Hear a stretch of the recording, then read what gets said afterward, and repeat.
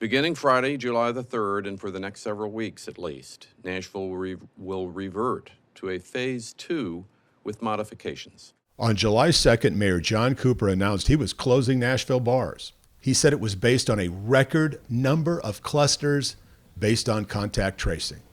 Our public health investigators have found a record number of clusters originating from bars within the past week, which have affected employees, patrons, and musicians.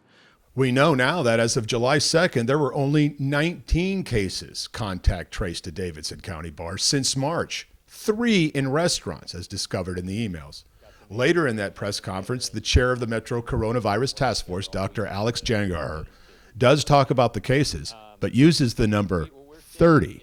There are about at least 10 locations around the city that have had at least a total of 30 people confirmed that have tested positive, and these are Davidson County residents. Healthcare actuary Matt Malkus of Nashville for Rational COVID Policy, a group of data scientists, actuaries, and professionals who say they are concerned with the economic impact the city's restrictions are having, says it appears to him the doctor is adding the private parties in the same contact tracing email. Not sure why combining private parties into that data is relevant to the restrictions on bars and restaurants. But yeah, the 22 number wasn't released as far as we're aware until much later. There's no real reason that you would lump those in with bars and restaurants. What's also never mentioned in the press conference is that those cases were dwarfed by what was happening in the construction industry at the same time. 1,251 cases contact traced to construction sites between March and June.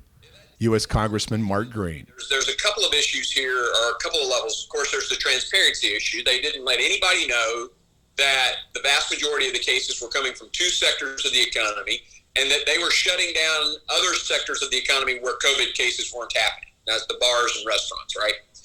The other issue is just knowing that the problem was at bars and restaurants and not opening them back up, crushing those small businesses. Although on July 2nd, the mayor said the decision was based on a record number of clusters, last week he suggested the shutdown was based on a White House directive.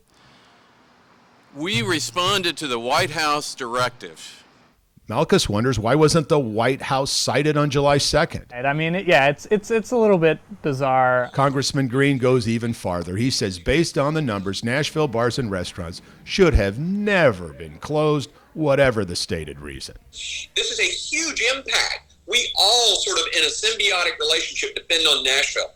To have that deception happen, to have that those economies forced to be closed when there was no scientific reason for them to be closed, I mean, it's egregious.